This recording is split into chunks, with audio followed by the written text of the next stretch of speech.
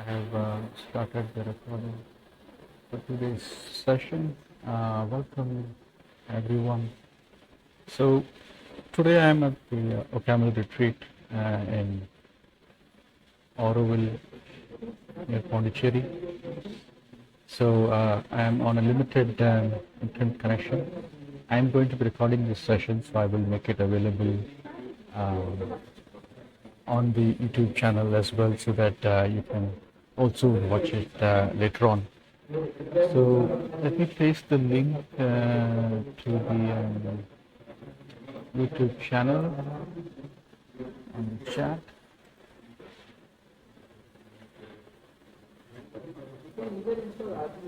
Right. And for today's session, I have also updated the notes for all the commands and the kind of expressions that we want to try today. So let me paste this Twitch URL also on the chat. Okay, with that, let's get started. So we have been going through the tour of OCaml, and then we also finished the values and functions into two parts, 1 and 2, each 30 minutes. I will try to keep it short to 30 minutes for today's session as well. So today we are going to go through the basic data types and pattern matching section from the OCaml.org docs page. It will be a lot of repetition, but it will be useful as revision for us to go through. So let's get started. So we're going to start with the basic data types. We have seen integers earlier. So let me clear this out. So we know that 42 is an integer, and then we have gone through floating point representation. So we can define pi as 3.1459. Sure that is correct. Okay, and then we can define tau as 2.08 times pi. We have to use the asterisk dot to indicate that it is a floating point operation.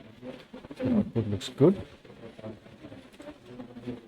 So you have to be very careful and remember to use the right functions on the data types, because in this example here, if I give 2 as an integer, but I do a floating point, if I try to do a floating point at point, it will basically complain, and we see that the error tells us that the expression has type int, but the expression was expected of type float.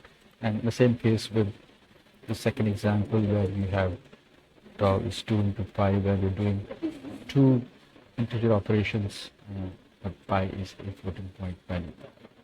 So this will also throw some syntax error. Right, so remember to use the right functions with the type system match. Moving along, let's look at some Boolean expressions. We have seen true, is Boolean type, same with false. We can do conditional expressions on these Boolean values. So if I say false is simply it's true here. We can also do matching with the if conditions. So if I say 3 times if foo is equal to bar, which it is not, so then clause doesn't get evaluated.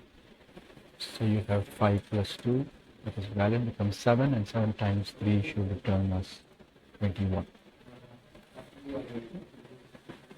We can also do pattern matching. So So the if else, we can say 3 times you match for foo is equal to bar with it's 2, you return 5. The false condition, you return 5 plus 2. And you should get the same result as 21. But now we are using a pattern match example. Characters are enclosed within single quotes. So we have here the letter D is a character. We can do string concatenation. Remember that strings are immutable. So let's take this example of hello world.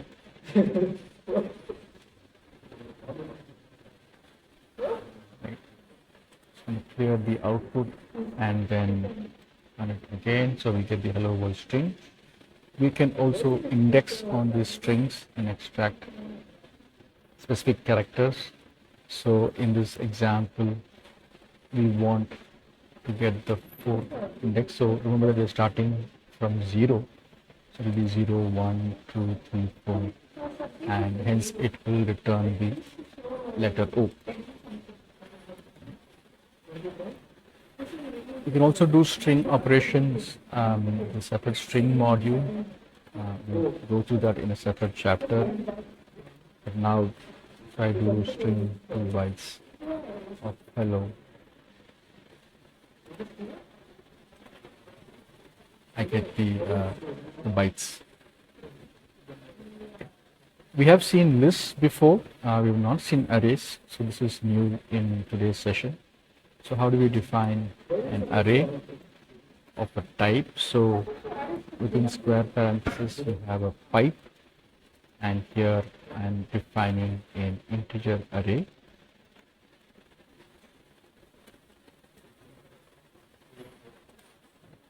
If I run it again, it tells me that it is an integer array of 0, 1, 2, 3, 4, 5.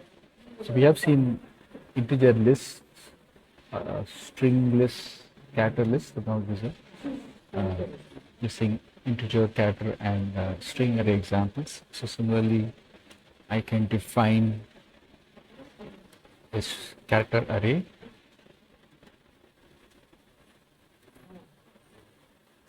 of x, y, z. Close the array, and definition is fine. And this is an example of having a string array.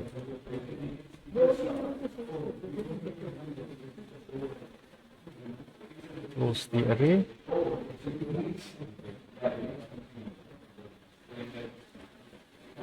Clear the output, and the row is fine. An empty array is given by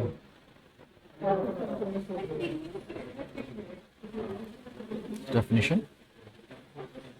So array can contain values of any type, and they do allow direct access. So let's try this example here. One important difference is that arrays are immutable. We'll see how we can update that in the following examples. So here we are trying to extract an element from this array with index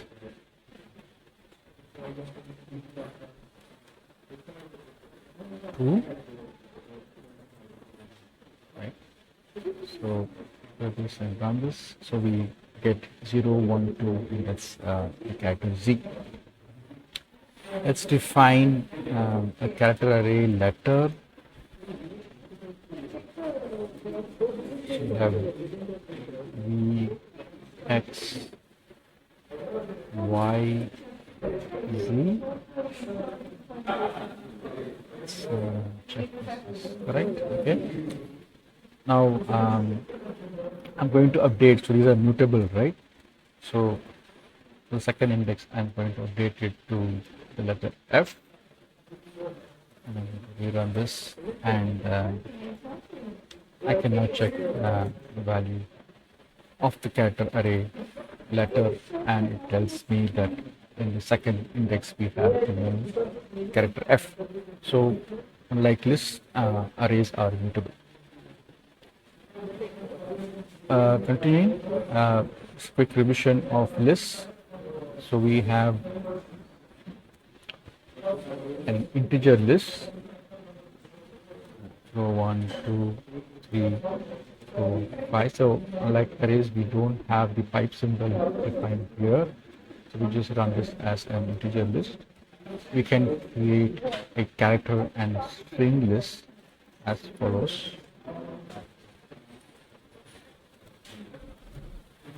So this is foo, bar, and baz. Just I need to make sure syntax is good. So this is a quick revision of a list. We can create list using the cons or the double colon operator. So let's create an integer list with 3 as its element here, and the output is fine. And I can continue to create bigger lists by using the cons operator.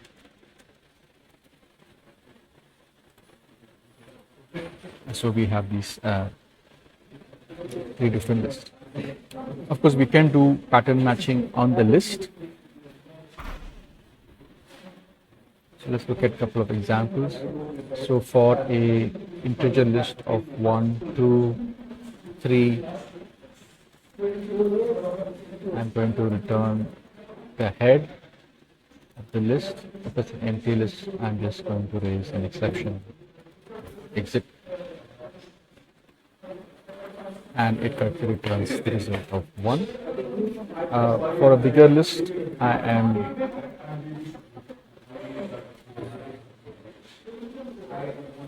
going to pattern match this example to get the index 1 element. So I have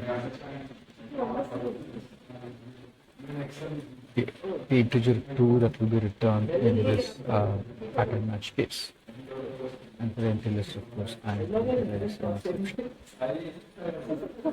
So let's run this again. The expected results of 1 and 2. We have seen option type as a polymorphic type, can either be none or some value. So let's quickly try the examples here. None is an option type. Sum 42 will be an integer option type, and then you can also have a string option type as in this example. This looks fine. We can of course do pattern matching on the option value. So in this example, we're going to match sum 42 with none. We raise exception, or if it matches sum of integer, we just return the integer. And we correctly get the result of 42. Continuing, we will review the results type. So I can just say OK 42, which is of integer type, or I can call error on the string, and this returns me the result error type. So just a revision of the results type. Let's move on to tuples. So we know that tuples can contain different data types. So here we have an integer and a character. Let's check the syntax is correct, and then we can get the first and second elements of the tuple. So I say first of c comma g, which should return the integer 3, and then we apply the second function to the same tuple. We should get the letter g as expected. Of course, we can also do pattern matching on tuples. So let's define f of x is match x. Here we have a 4-element tuple, and which is expected to return the third element, or the one in index 2. So if I run this, it should have this definition. So I can try it out with an example here. Let's say we call f of say 42h to maybe a string.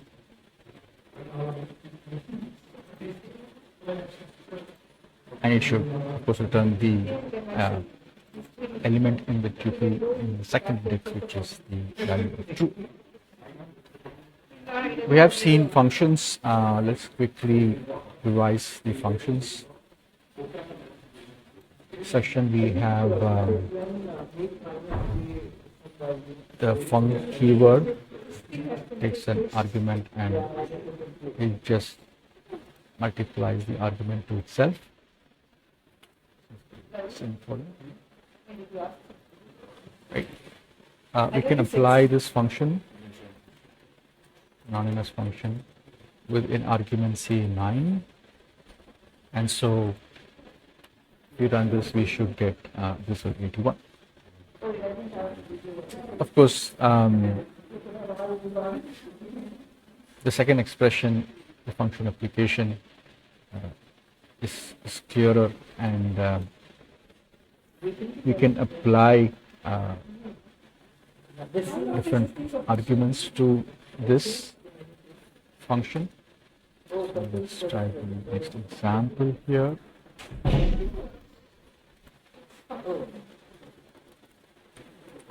So here this is for integer, and then this one is for a string.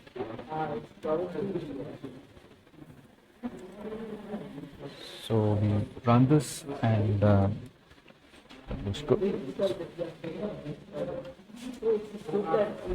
So this is basically like an identity function. It basically returns the argument unchanged. And this is the simpler syntax.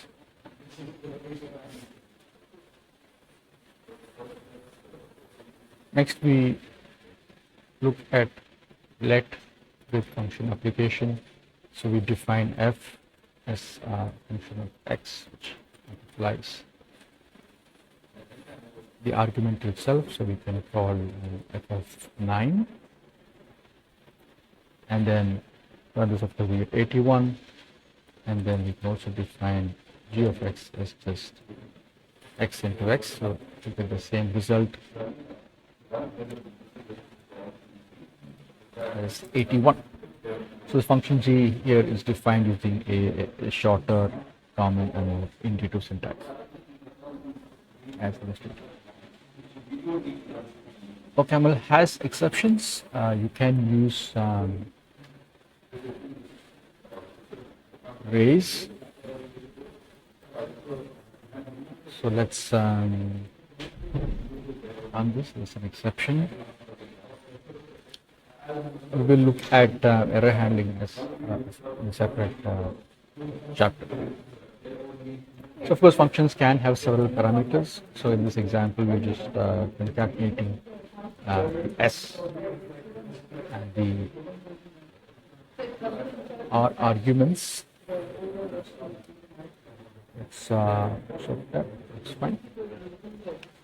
And then we can define a new function, for example, that takes the sum of 2 and divides them by the number 2. A very important point to remember here is the type definitions. So this first expression actually takes a function. That function takes an int and returns an int. Right? The second argument is that it returns an int as the result.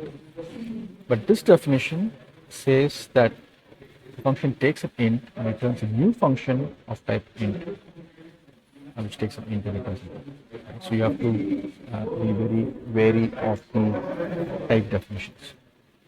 As you practice more, you will get a good feel of these definitions. We do have unit has only one value written as open and close parentheses. The OCaml playground does not have the read line use case, but I can quickly check the definition. Right, it takes it returns a string. Suddenly I can check the definition of end line. It is the opposite of the readline function. So, of course, we have seen this example of end line and hello. Right? Basically, outputs the hello world string and it returns a unit.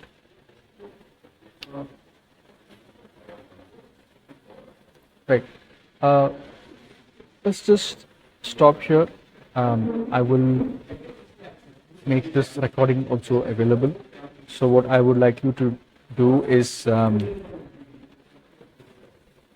go through the previous sessions on the tour of OCaml part 1 and 2 and also the values and functions, some of which are repetitive. This is good revision for you to practice. Go to the OCaml playground, have a similar setup. Let me paste this URL as well. Okay. And let me paste the link to the basic data types and pattern matching section as well. Go to this, try it on your browser, and then we will finish up with this tutorial session again on Thursday. Thank you for joining, and I will see you on Thursday.